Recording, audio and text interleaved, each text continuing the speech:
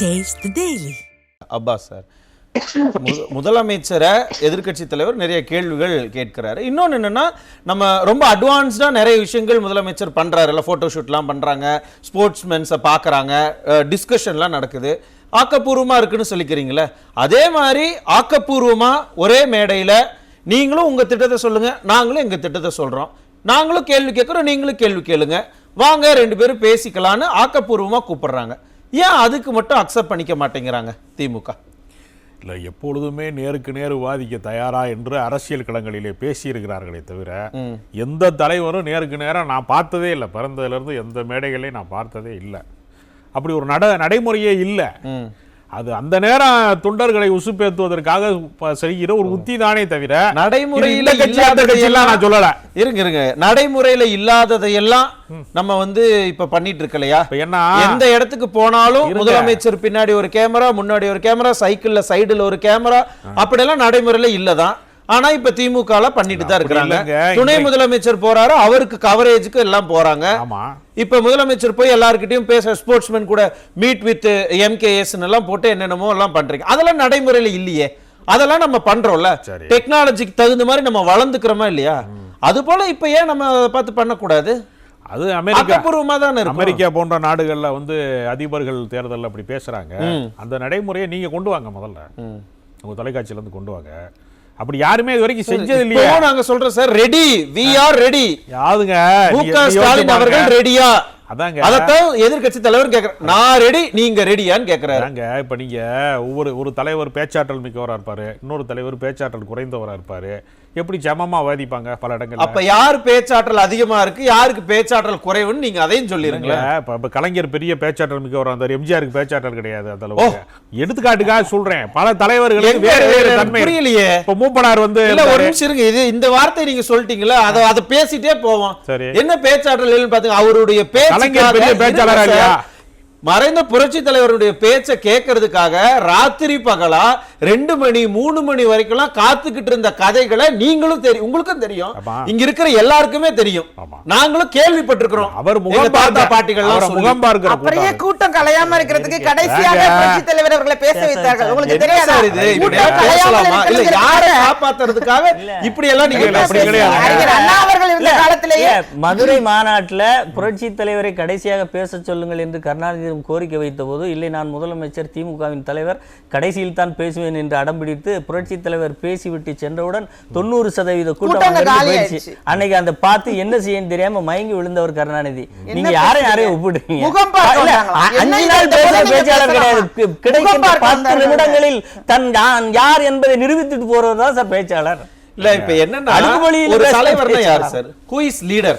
சரி, நம்ம ஒண்ணு இல்ல, நீங்க ஒண்ணு பேச்சாற்றலே இதுக்கு தேவையில்ல சார். நான் இதை செஞ்சேன், இவ்வளவு எல்லாம் திட்டங்கள் தீட்டி இருக்கிறேன், இது என்னுடைய சாதனை, அத சொல்லுங்கங்கறாங்க. அதத்தாங்க இன்னைக்கு மாநாட்டுல பேசிட்டு இருக்காங்க. நீங்க கூட மகளிர் மாநாட்டுல முதலமைச்சர் அதத்தான் உரையாற்றி நீங்க பேசிட்டு இருக்கிற நேரத்துல என்ன சாதனைகள் செய்தோம் என்பதை தமிழ்நாட்டின் முதலமைச்சர் உரையாற்றி கொண்டிருக்கிறார். சரி, இதுல என்ன நீங்க சந்தேகம்? அதுல உங்களுடைய கட்சி சார்ந்த நிர்வாகிகள் மாநாட்டுல உரையாற்றுறீங்களே, ஓட்டு போடுற மக்கள் இருக்காங்கல்ல, அவங்க முன்னாடி நீங்க ஒரு அரசின் பிரதிநிதி, நானும் ஒரு அரசின் பிரதிநிதி, வாங்க பேசுவோம், டிஸ்கஸ் பண்ணுவோம் அப்படின்னு கேக்குறாங்க.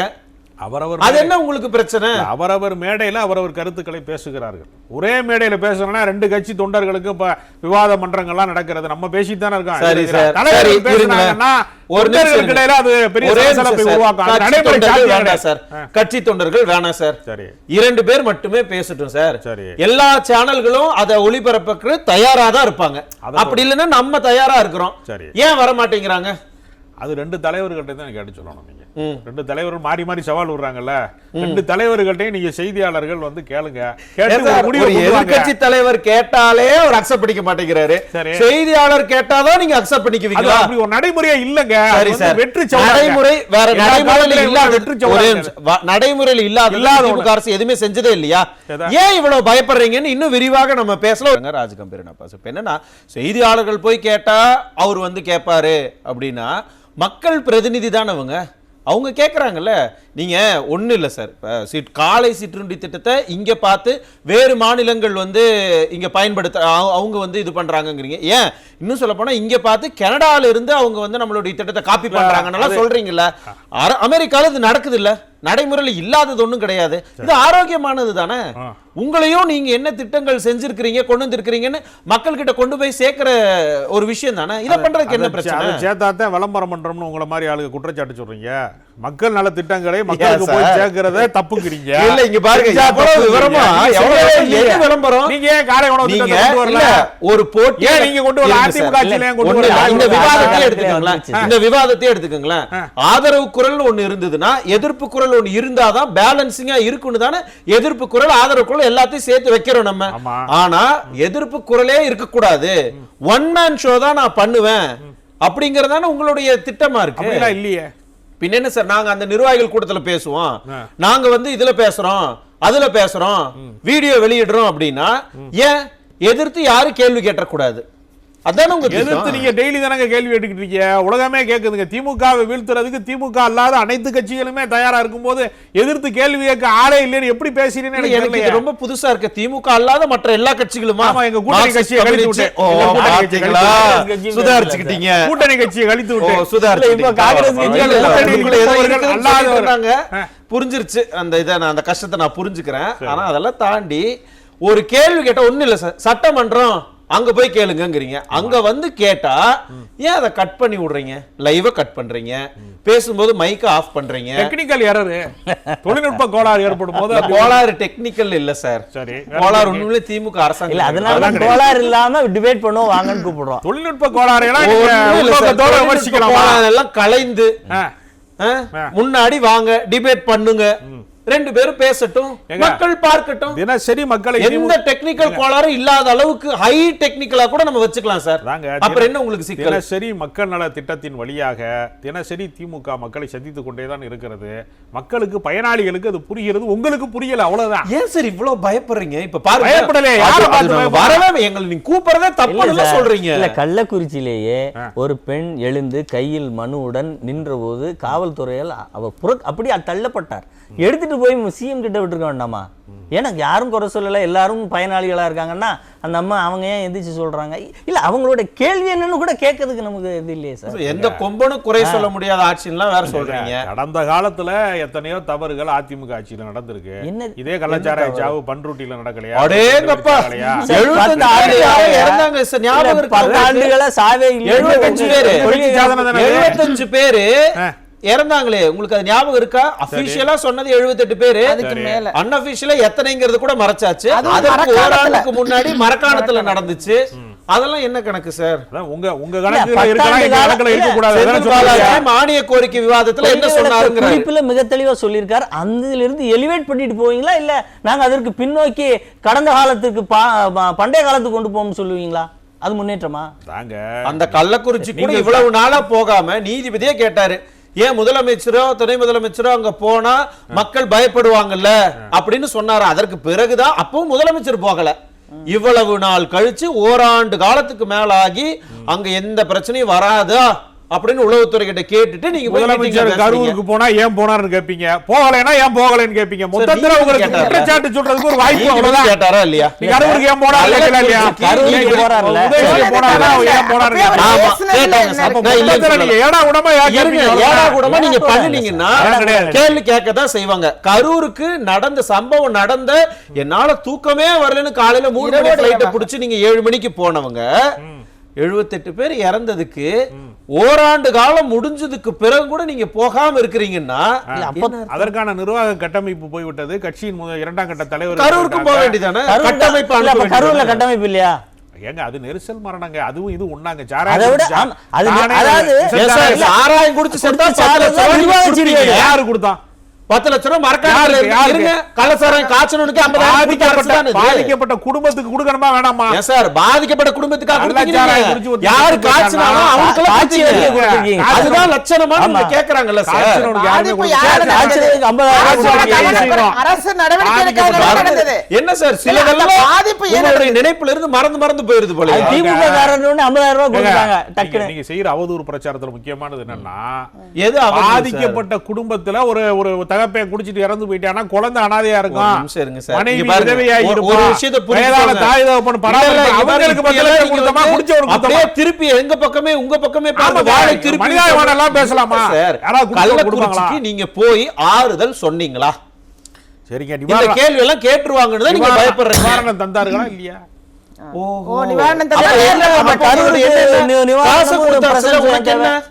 காசு கொடுத்தாச்சுல அதை வச்சுக்கோ, ஏன் கேள்வி கேட்கறங்கிறதா அப்படின்னு நீங்க சொல்றீங்க. நீங்க அதான் சார் நீங்க பாதிக்கப்பட்ட மக்களுக்கு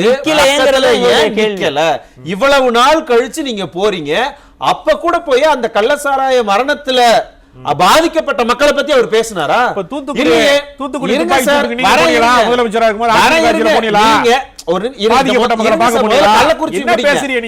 என்ன தூத்துக்குடி துப்பாக்கி சூட்ல போய் பத்தி பேசுவாங்க.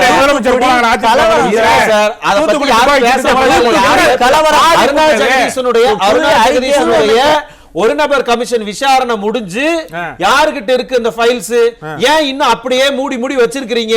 அத பத்தி எதுவும் பேச மாட்டீங்க. ஏன் வெளியில விடுங்க. என்ன 2 நிமிடம் மௌன அஞ்சலி தான் அந்த இதுக்கு செலுத்தணும் நீங்க.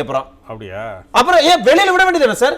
அவங்க இது சப்மிட் பண்ணிட்டாங்கல்ல, அருணா ஜெகதீசன் சப்மிட் பண்ணிட்டாங்கல்ல, ஏன் இப்ப வரைக்கும் அதை பத்தி பேசல?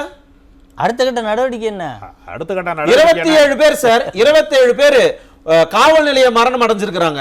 அதுக்கு என்ன பண்ணீங்க? வேங்கை வயல் விவகாரம் 4 ஆண்டுகள் ஜவுடியமா மறந்துங்களா? காவல்துறை 4 ஆண்டுகள் ஆட்சி நடக்கலையா? இருங்க சார், சாத்தாங்குளத்தை சிபிஐக்கு மாத்தலையா? உடனே சிபிஐக்கு மாத்துனாங்களா இல்லையா? அப்ப அடிச்சது சிபிஐக்கு மாத்துனாங்களா இல்லையா சார்? சரி, சாத்தாங்குளத்துக்கு இவ்வளவு பேசுறீங்கல்ல, 27 பேர் அவங்களுடைய மரணம் யார் பொறுப்பு? காவல்துறை தான் பொறுப்பு. காவல்துறை பொறுப்பு. காவல்துறையுடைய இது யாரு? அமைச்சர் யாரு? அது அமைச்சர் யாரு சார்? இது காலங்காலமா நடக்கிறது. இது திமுக ஆட்சி அதிமுக ஆட்சிங்கிற வேறுபாடு கிடையாது. காவல்துறை சித்திரவதை மரணம் என்பது தொடர்ச்சியாக நிகழ்ந்து கொண்டிருக்கிறது. அது மனித உரிமை பிரச்சனை. அதை ஒரு கட்சியின் பிரச்சனையாகவோ ஒரு ஆட்சியின் பிரச்சனையாக மாற்றக்கூடாது. காவல்துறையிலே சீர்திருத்தம் தேவைப்படுகிறது. அவர்களுக்கு 8 மணி நேர வேலை கிடையாது. அவர்கள் மடை உளைச்சல் இருக்கிறாங்க. அவங்க குரூர மனநிலை கொண்டவர்களாக சில பேர் மாற்றப்படுறாங்க என்பது பல சிக்கல் இருக்கு. போலி என்கவுண்டரை ரொம்ப பெரிய வீரா போலி என்கவுண்டரை பெரிய பல்வீர் சிங் ஒருத்தர் பல்லெல்லாம் புடுங்கிட்டு இருந்தாரு. அவர் எல்லாம் ஞாபகம் இருக்கா? என்ன ஆக்ஷன் எடுத்தீங்க? அவர் என்ன ஆளு அடியால அனுப்பிச்சு விட்டாங்களா? அவரை என்ன ஆக்ஷன் எடுத்தீங்க அவர் மேல? இந்த கேள்வி எல்லாம் எங்க எதிர்க்கட்சி தலைவர் மக்கள் முன்னாடி கேட்டாருன்னா, ஐயோ பதில் பேச முடியாம 2 நிமிடம் இந்த மாதிரி விவாதத்துல உட்கார்ந்து மௌன அஞ்சலி செலுத்துற மாதிரி அங்கேயும் முதலமைச்சர் பயப்படுறீங்க. விமர்சனம் எழுதுகிற போது முதலமைச்சர் இப்படி சொல்லலையே சார்? எப்படி நீங்க சொன்ன மாதிரி காவல்துறை மன உளைச்சலில் இருக்கிறார்கள், தொடர் வேலையில் இருக்கிறார்கள். அதனால் ஜெய்பீம் அதற்கும் காரணம் யாரு? இல்ல அப்ப இல்ல நீங்க திரைப்படத்தை பார்த்த போது முதலமைச்சரே ஒரு விமர்சனம் அப்படி வைக்கிற போது நீங்க அதுக்கு மாறா வைக்கிறீங்களே. சரி, அப்ப இல்ல என்ன சினிமா நல்ல சினிமா எடுத்தா என்கரேஜ் பண்ண கூடாதா? அப்ப சினிமா அவங்க கிட்ட வரி வாங்குறோம்லங்க. இல்ல சினிமாக்காரங்க கிட்ட வரி வாங்குறோமா? வரி வாங்கலையா? சினிமாக்காரங்களே கட்சி நடத்தலாம் வரி வாங்குறோம். நம்ம அவங்களுக்கு நியாயம் செய்ய கூடாதா? என்ன ஒண்ணே விமர்சனம் பண்றாங்கன்னா என்ன? இல்ல சார், அரசுக்கு வரி கட்டறாங்களா இல்லையா சினிமா துறையினர்? இல்ல நல்ல படத்தை நாங்களும் வரவேற்கிறோம், அதுல மாற்று கிடையாது. எம்ஜிஆர் பாராட்டவே இல்லையா? இல்ல சார், நாங்க என்ன சொல்றோம் சார், நாங்களும் பாராட்டுறோம் சார், அதுல தப்பு இல்ல சார். ஆனா ஆட்சியில் இருந்து கொண்டு பாராட்டி விட்டு மட்டும் செல்லு விடுகிறீர்களே, அது போன்று 27 நீங்க சொல்றீங்க. 32 என்னுடைய கணக்கு எண்ணிப்படையில் 32 காவல் நிலைய மரணங்கள் இருக்குன்னு நான் சொல்றேன். அத்தனை மரணங்களுக்கும் நீங்கள் சொல்வது வெறும் சாரி மட்டும் தானே? நீதி விசாரணைக்கு உத்தரவிடுறாங்க, அதெல்லாம் நடவடிக்கை எடுக்கிறாங்க. என்னமோ சாரி சொன்னா சரியா போயிடும். அதைத்தான் நாங்க கேக்குறோம். சாரி சொன்னா சரியா போச்சு. முதலமைச்சர் போன் பண்ணி சாரிமா அப்படின்னு வருவாரு. என்ன ஆக்ஷன்? அதற்கு பிறகு அடுத்தடுத்து நடந்துகிட்டே இருக்கு. அதுக்கு என்ன சார் பதில்? இந்த கேள்விக்கெல்லாம் நீங்க பயப்படுறீங்க, சரியா? அதெல்லாம் யாரும் பயப்படலைங்க. அடுத்த ஆட்சி மீண்டும் வந்து வரும். இன்னைக்கு மகளிர் மாநாட்டில் கட்டுக்கடங்காத கூட்டம், பெண்களின் பேராதரவோட திராவிட மாடல் ஆட்சி 2.0 மறுபடியும் தொடருங்கிறது தான் எனக்கு கல யதார்த்தம் சொல்லிக்கிட்டு இருக்கு. நீங்க லைவ் பாருங்க. இல்ல நான் கூட கனிமொழி மேடம் வந்து இதுல பேசுவாங்க போல, இளம் விதவைகள் வந்து 27,000 கோடிக்கு மது விற்பனை போதே இப்படி இருந்தாங்க, இப்ப 50,000 கோடி மது விற்பனை ஆயிடுச்சு. அடுத்து பள்ளிக்கூடத்தில் சிறுமிகள் 9ஆம் வகுப்பு படிக்கிற சிறுமிகள் மது அருந்தக்கூடிய அளவுக்கு முன்னேற்றி இருக்கோம். மகளிருக்கு எவ்வளவு பெரிய முன்னேற்றம் சார், இது பெரிய முன்னேற்றம், மிகப்பெரிய முன்னேற்றம்.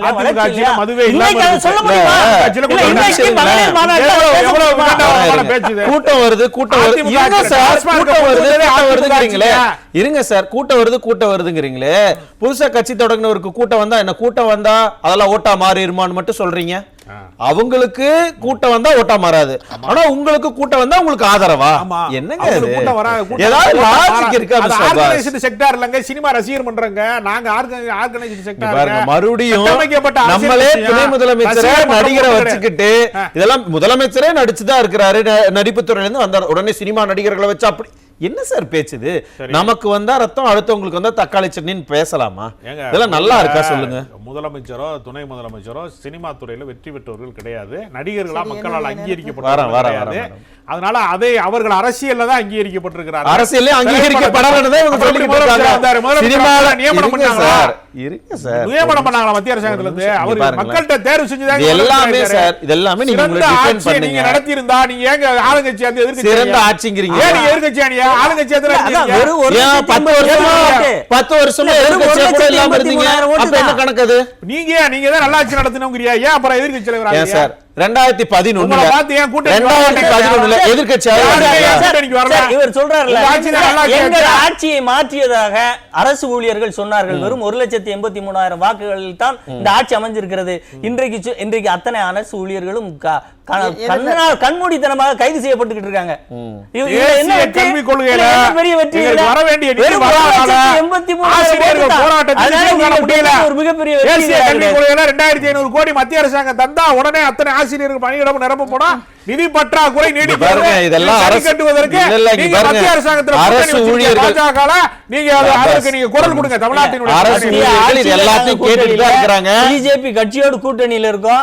நீங்க வழக்கமா சொல்லுவீங்களே, டீ குடிக்க போனது முதலமைச்சர் தான், திமுக தலைவர் இல்ல, ஆனா 2 பேரும் ஒண்ணுதான் சொல்ற மாதிரி எல்லாம் வேண்டாம். அதனால நாங்க பிஜேபி கட்சியோட கூட்டணியில இருக்கோம்.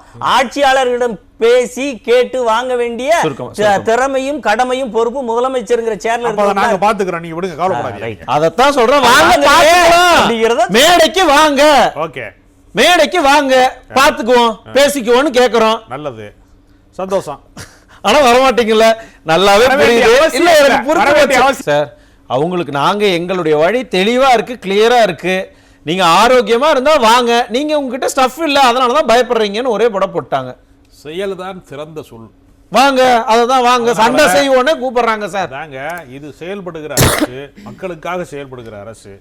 விவாதிப்பதற்கு ஒன்றுமே என்ன செயல்படுங்க சார், என்ன செயல்படுறீங்கன்னு கேக்குறது கூட நீங்க பதில் சொல்ல மாட்டீங்க. கள்ளக்குறிச்சியில கள்ளச்சாராயத்தை தடுக்கிறதுக்கு நீங்க என்ன செயல்பாடுகளை செஞ்சிருந்தீங்கன்னா அந்த மேடையில பேசிருந்தீங்கன்னா நாங்க இந்த மாதிரியான விவாதத்துக்கு வந்திருக்க மாட்டோம். திரு எடப்பாடி கே பழனிசாமி அவர்களும் இந்த சவாலை விட்டுக்க மாட்டாங்க. நீங்க கள்ளச்சாராய பத்தி கள்ளக்குறிச்சியில போய் பேசினதுதான் எங்களுக்கு ஒரு பெரிய ஹைலைட். நாங்க அந்த பகுதி மக்களுக்கு வாழ்வாதாரத்தை பெருக்குவதற்கு பல சுற்றுலா தலமாக எல்லாம் அறிவித்து நிவாரணங்களை வழங்கி அவர்களுக்கான ஒரு மாற்று பாதையை உருவாக்கி அந்த கள்ளக்குறிச்சியில கள்ளசாராயம் காய்ச்சினாங்க அப்படிங்கிறதுக்கு அதுக்கு யார் பொறுப்பு? யார் அங்க வந்து எதையுமே பண்ணாம கையாளாத அரசுன்னு எதிர்க்கட்சி சொல்ற அளவுக்கு நடந்துக்கிட்டாங்க அப்படிங்கறதா நீங்க முக்கியம். எதிர்க்கட்சி மட்டும் இல்ல, நீதிமன்றம் இன்ஆக்ஷன் சொல்லிச்சு. அதே மாதிரி சார் மரக்காணத்துல இது இப்படி நடந்த உடனே முதலமைச்சர் ஒரு ஸ்டேட்மெண்ட் கொடுத்தாரு. எப்படின்னா, வாரம் ஒரு முறை காவல்துறை அதிகாரிகளை மீட்டிங்லாம் போடுவாரு. ஒரு வருஷம் கழிச்சு கடைசி வரைக்கும் எதுவும் இல்ல போயிட்டாங்க. அப்ப ரிவ்யூ மீட்டிங் எப்படி நடந்துருக்குன்னு பாருங்க. நீங்க ரிவ்யூ மீட்டிங் கேட்டா கொடுங்கன்னு எதிர்க்கட்சி தலைவர் கேட்டா என்ன ஆகும்? நிர்வாக சீர்கேட்டை பண்ருட்டில 52 பேர் சாகும்போது நீங்க கள்ளக்குறிச்சியில உங்க ஆட்சியில என்னங்கறத கேட்டா பண்ருட்டிக்கு போறீங்க, நெய்வேலி பாண்டிச்சேரி வரைக்கும் போவீங்க. நீங்க அப்ப கடைசி வரைக்கும் பேசறதுக்கு வர மாட்டீங்கல்ல. நிர்வாக சீர்கேடு என்பது எல்லா காலத்திலும் நிகழும், அது சரி செய்யப்படுமே தவிர அதையே காட்டி கண்டிப்பாக சரி செய்யப்படும். 2026ல சரி செய்யப்படுமா அப்படிங்கறத பொறுத்து